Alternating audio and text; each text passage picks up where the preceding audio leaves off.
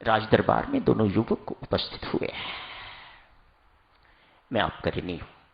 राजा साहब ने शुरू किया, युवकों, मैं आपका ऋणी हूं।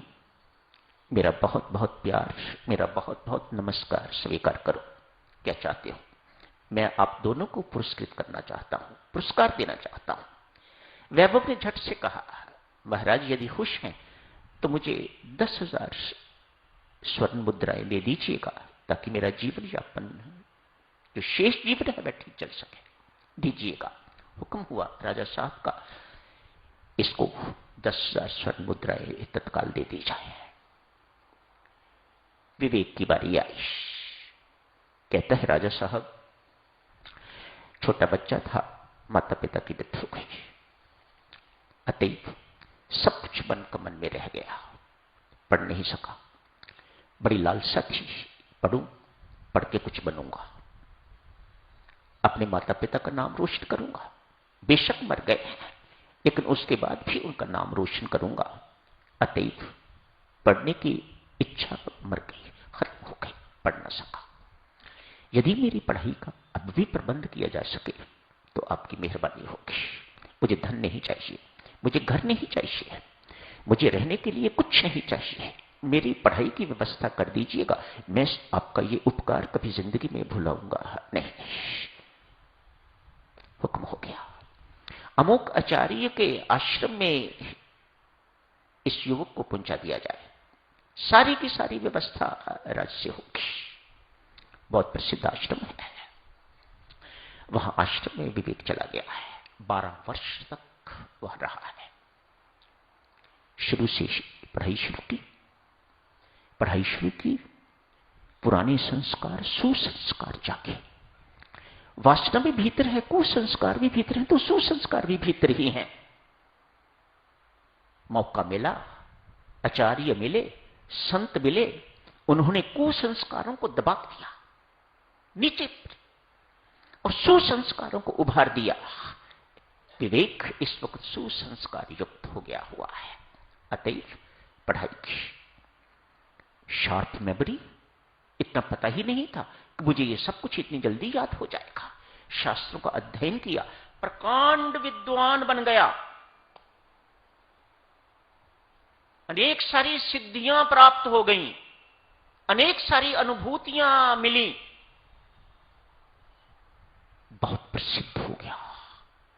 दूर दूर तक उसकी ख्याति मानो एक सुंदर फूल खिल गया, जिसका सौंदर्य दूर दूर तक, जिसकी महक दूर दूर तक फैलनी शुरू हो गई।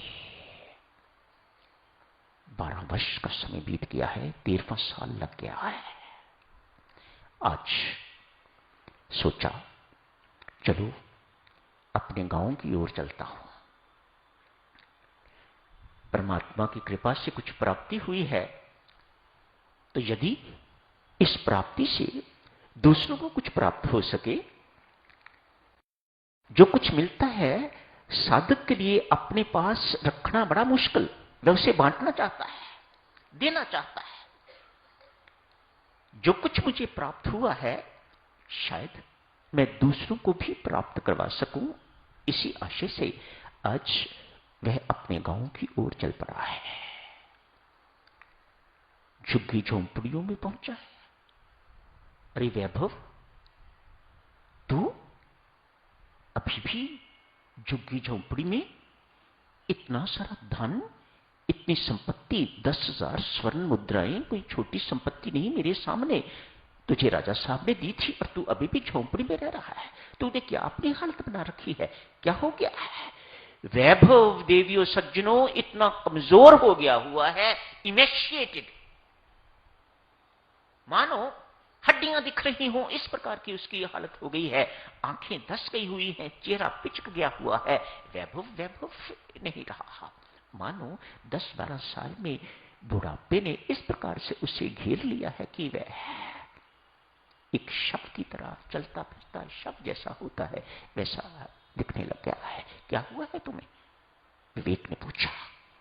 वैभव की इतनी कमजोरी कि वह विवेक को पहचान नहीं सका, लेकिन विवेक ने तो पहचान लिया।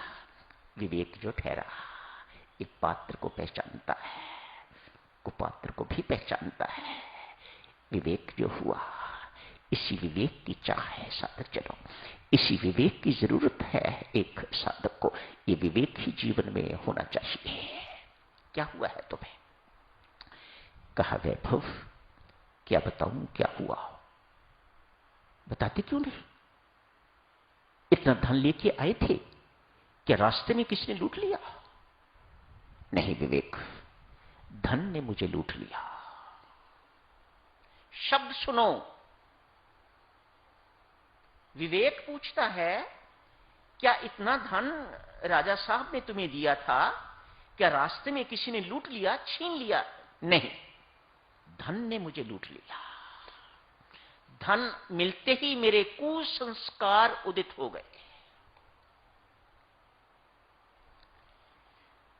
सत्संगति पाके विवेक के सुसंस्कार उदित हो गए, धन पाके वैभव के कुसंस्कार उदित हो गए। बच्चों देवियों सज्जनों, इस अर्थ से धन को क्या कहते हैं? अर्थ।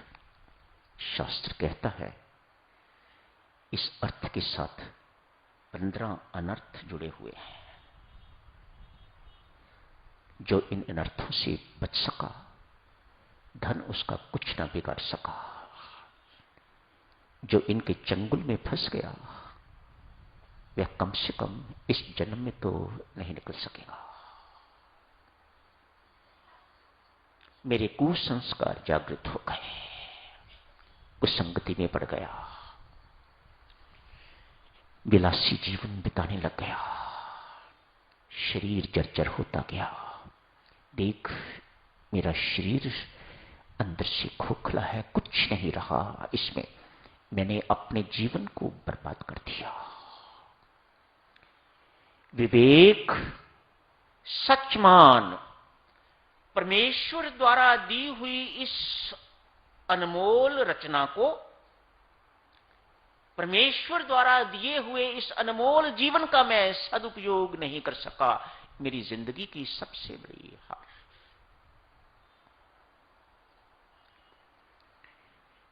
विवेक सांत्वना देता है, मित्र, जीवन विशेष है, यह खत्म नहीं होता। शरीर खत्म होता है, जीवन नहीं खत्म होता। न जाने कब से चल रहा है और आगे कब तक चलता रहेगा। अभी भी कुछ नहीं बिगड़ा। पीठ पर हाथ रखा, उसे गले लगाया। शेष जीवन का तू सदुपयोग करेगा, मैं तुम्हें ऐसी चीज दूंगा जो तेरे साथ जाने वाली है, जिसे कोई लूट नहीं सकेगा। तू कह रहा ना तुझे धन ने लूट लिया है, मैं तुम्हें ऐसा धन दूंगा जिसे कोई लूट नहीं सकेगा, जो तेरे साथ जाएगा, जो तेरी संपत्ति है, जिसका परमात्मा आदर करता है। मैं तुम्हें ऐसी संपत्ति का मालिक बना दूंगा। समय हो गया है साधक जनों, इस चर्चा को और आगे जारी रखेंगे। अगले सप्ताह नहीं, उससे अगले सप्ताह। आज यही समाप्त करने की इजाजत दीजिएगा। धन्यवाद।